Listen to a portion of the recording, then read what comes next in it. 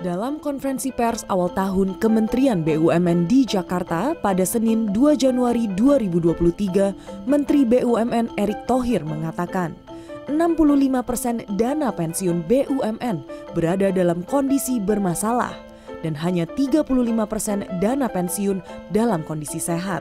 Minggu depan, saya bersama Ketua KPK akan ketemu seluruh BUMN untuk bicara hati-hati. Karena kita akan investigasi audit.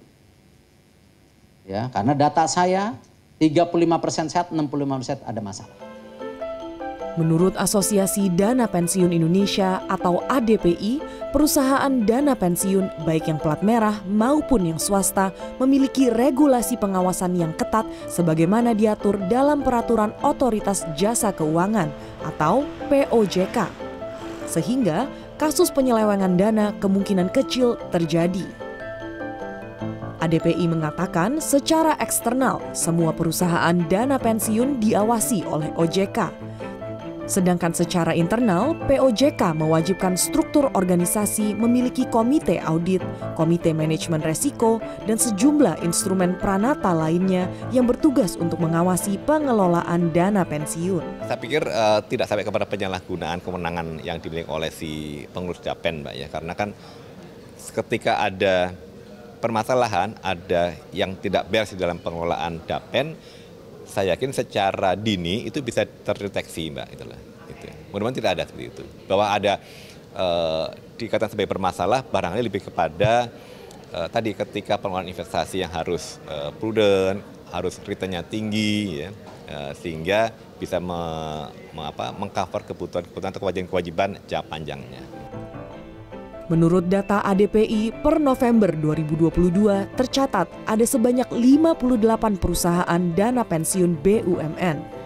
Pengamat industri keuangan non-bank, Suheri, menilai 65% dari 58 perusahaan dana pensiun BUMN tersebut bermasalah karena kondisi pendanaan berada di bawah 100%. Akibatnya, perusahaan dana pensiun tidak mampu memenuhi kebutuhan penyediaan dana saat peserta pensiun dan harus melakukan top-up atau iuran tambahan. Suheri mengatakan ada sejumlah alasan yang menyebabkan rasio pendanaan perusahaan dana pensiun berada di bawah 100%. Ada beberapa variabel, ya. Yang paling jelas itu adalah memang kalau hasil investasinya tidak mencapai target untuk bisa mengejar kebutuhan tersebut. Itu satu.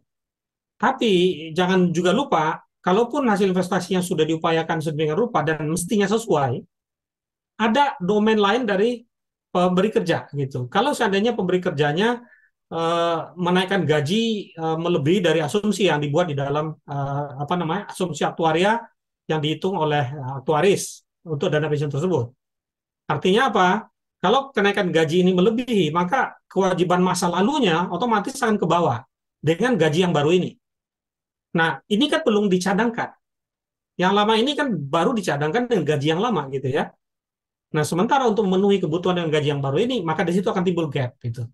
Itu yang kedua. Yang ketiga, ada juga beberapa dana pensiun itu mereka bisa juga karena tuntutan dari pensiunannya, bisa juga karena usulan dari pengurusnya, bisa juga karena keinginan dari pendirinya, memberikan semacam insentif loh untuk pensiunan. Kita tahu bahwa pensiunan itu kan kalau udah pensiun dia nggak setor iuran lagi. Tapi kadang-kadang mereka saya minta dong gaji 13, saya minta dong kenaikan manfaat. Ya, setiap tahun ada kenaikan lah sekian persen. Dari mana itu? Heri mengatakan langkah Menteri BUMN menggandeng KPK sudah tepat, baik untuk memperbaiki pengelolaan dana pensiun di masing-masing perusahaan dan juga untuk melakukan audit jika ada penyalahgunaan dana. Karmel Mursalim, Probokus Hartoyo, Jakarta.